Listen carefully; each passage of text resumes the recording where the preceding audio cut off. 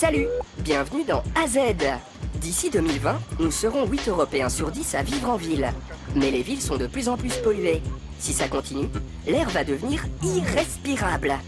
Alors, l'Union européenne veut améliorer la qualité de l'air. Ah, l'air de Paris. Ça vous dirait de prendre un peu de hauteur, histoire d'observer un peu l'atmosphère dans le ciel parisien? Une fameuse couche de pollution atmosphérique flotte au-dessus des toits, comme dans la plupart des grandes villes européennes. Alerte! Présence dans l'air d'éléments chimiques dangereux pour la santé. Dioxyde d'azote, le dioxyde de soufre ou encore les particules fines PM10 ou PM2.5. À haute dose, ce sont des poisons pour les poumons. Et au sol, ce n'est pas vraiment mieux avec tous ces pots d'échappement qui crachent des particules fines. La preuve, elles sont piégées par ce filtre blanc. Et au bout d'une journée en plein trafic, il est totalement noir. Bonjour l'état de nos bronches. Ça fait un moment que l'Union européenne veut améliorer la qualité de l'air. Mais de nombreuses villes et régions ne respectent pas les normes européennes. De nouvelles règles encore plus strictes devraient donc être fixées pour les prochaines années.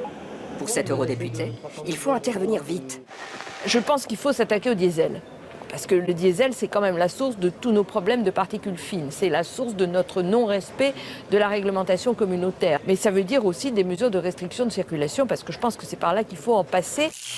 C'est sûr, réduire la circulation, ça serait une solution. Pour améliorer l'air qu'on respire en ville, l'Union européenne encourage aussi les citoyens à bouger autrement. Combiner la voiture avec le vélo, la marche et les transports en commun. Mais pour y arriver, il faut d'abord changer le paysage urbain. On doit soigner à tout prix la qualité de l'air, la qualité de vie tout court de ceux qui vivent en ville. Donc je trouve que l'Union européenne pourrait faire beaucoup plus que sur la qualité de l'air pour imposer aux villes des programmes plus ambitieux pour limiter la congestion et surtout pour développer des offres alternatives de transport. Mais comment faire pour changer d'air? Mission impossible?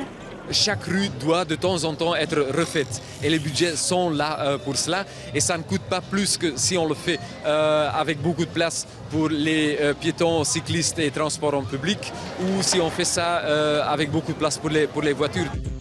Donc, c'est une question de volonté, pourvu que les pays membres de l'Union se bougent. Dans les villes européennes, la pollution de l'air peut diminuer notre durée de vie, de 8 mois en moyenne et jusqu'à 2 ans dans les régions les plus polluées d'Europe. Il est temps d'agir. À bientôt.